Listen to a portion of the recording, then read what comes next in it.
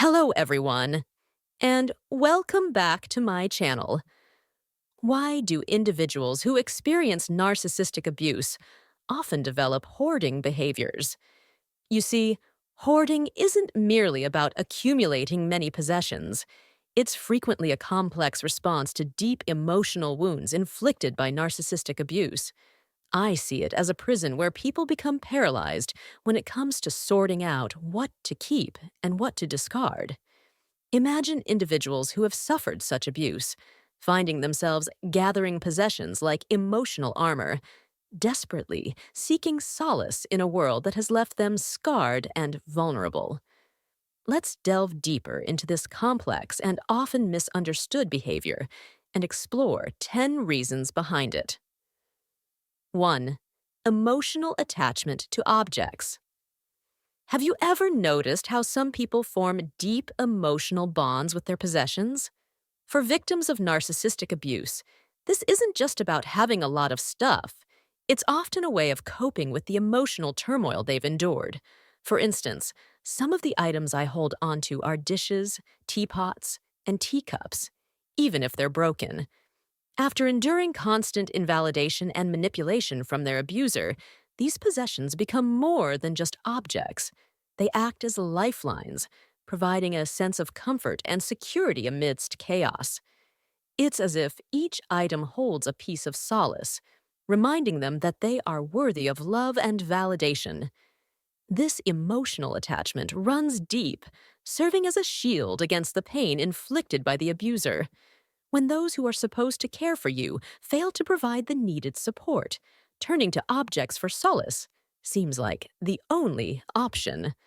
So, the next time you see someone clinging tightly to their possessions, remember that there's often a deeper emotional struggle at play, and a little empathy and understanding can go a long way in helping them heal from their past scars. 2. Sense of control.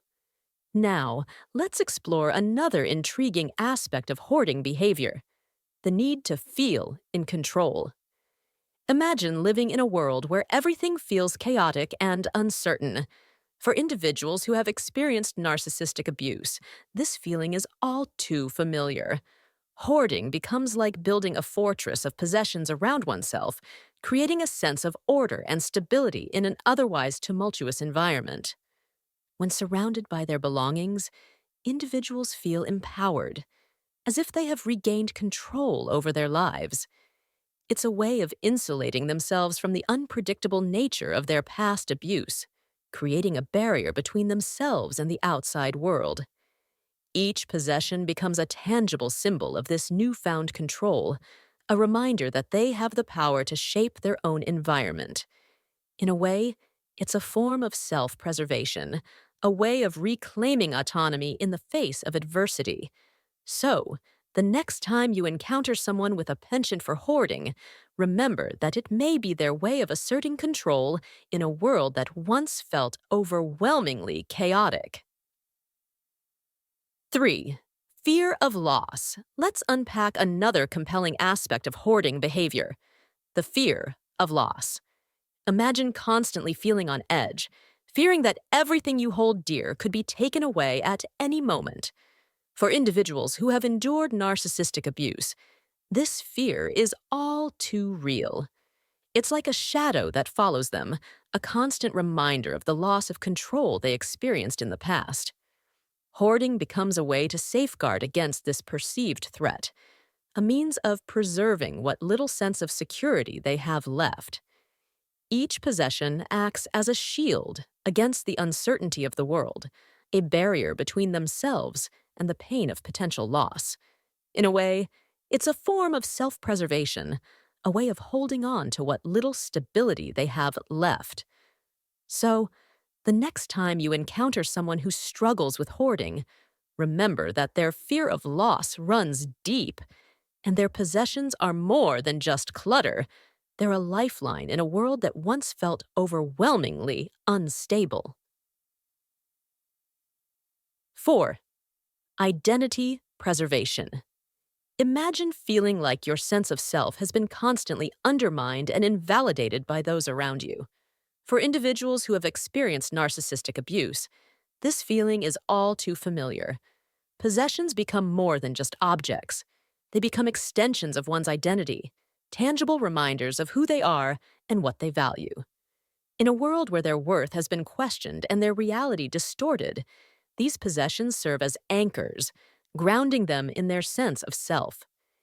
Each item holds a piece of their identity, a testament to their worth and uniqueness in the face of gaslighting and invalidation. In a way, it's a form of resistance, a way of asserting their identity in the face of those who seek to diminish it. So, the next time you see someone surrounded by their possessions, remember that each item represents a piece of their identity, a symbol of resilience in the face of adversity. 5. Avoidance of grief and a loss. Let's break down another aspect, avoiding grief and loss. Imagine carrying the weight of past traumas, each one a painful reminder of the hurt and betrayal you've endured. For individuals who have experienced narcissistic abuse, this burden can feel overwhelming. Hoarding becomes a way to shield themselves from the raw emotions of grief and loss, a means of avoiding the pain that comes with letting go.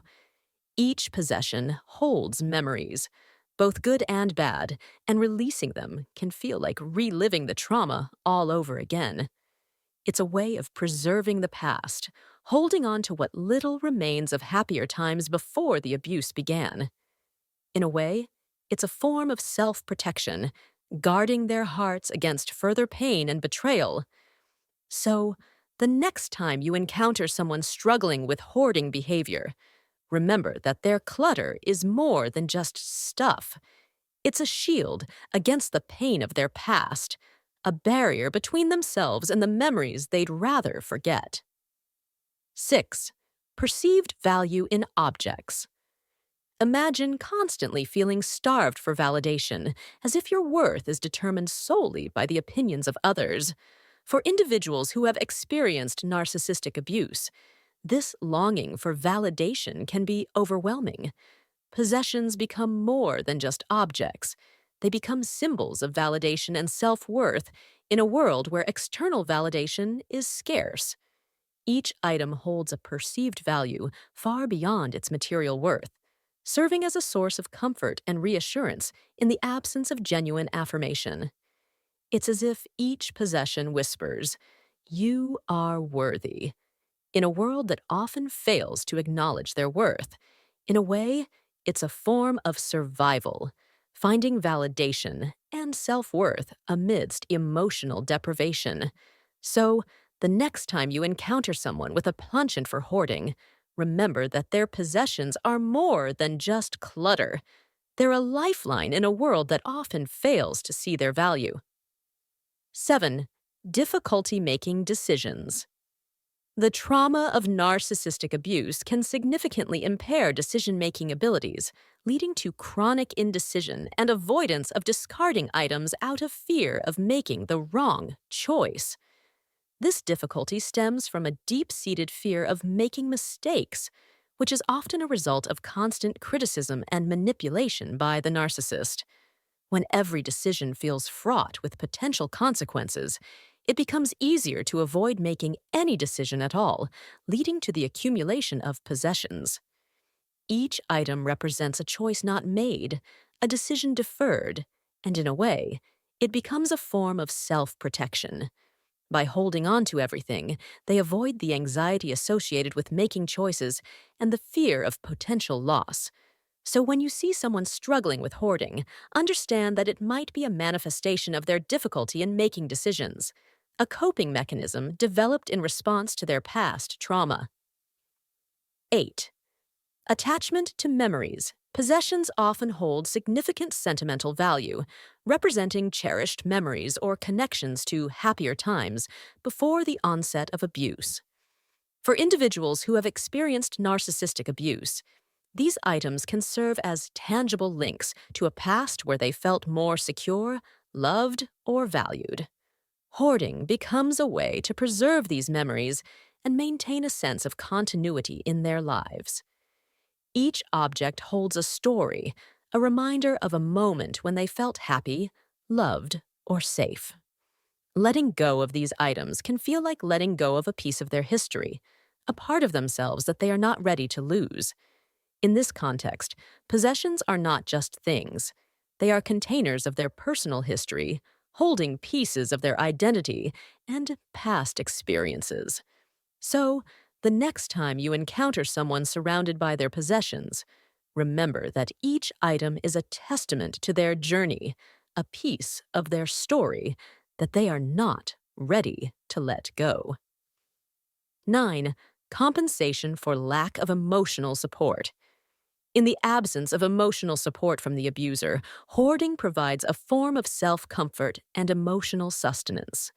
For those who have experienced narcissistic abuse, their possessions can offer a sense of companionship and stability. Each item can act as a surrogate for the emotional support they lacked, providing a sense of security and reassurance. Hoarding becomes a way to fill the emotional void left by the abuser, creating a buffer against feelings of loneliness and abandonment. In a world where genuine emotional connections are scarce, these possessions become a source of comfort and stability. So, when you see someone who hoards, try to understand that their clutter might be their way of compensating for the lack of emotional support, a means of creating a sense of security and companionship in an otherwise emotionally barren environment. 10. Externalization of internal turmoil. Hoarding behavior can serve as a visible manifestation of internal turmoil and unresolved emotional pain resulting from narcissistic abuse. The cluttered environment reflects the chaos and disarray within the individual's psyche. For those who have experienced such trauma, their living space becomes a physical representation of their internal struggle, a way of externalizing their pain and confusion. Each pile of clutter, each collection of items, represents a piece of their emotional baggage, a fragment of their unresolved issues. By hoarding, they create a tangible expression of their inner turmoil, a way of making their invisible pain visible.